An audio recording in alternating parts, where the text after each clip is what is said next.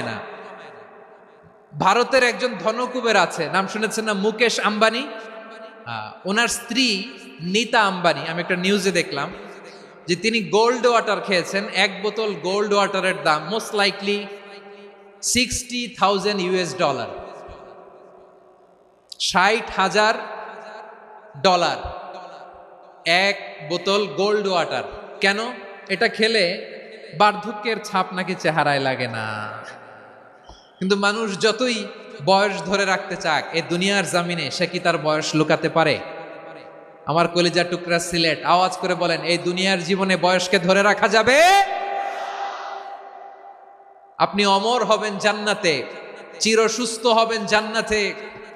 আপনি যদি চির যৌবন থাকতে চান, চির যুবক, এটা পাবেন জান্নাতে। সুবহানাল্লাহ বলেন।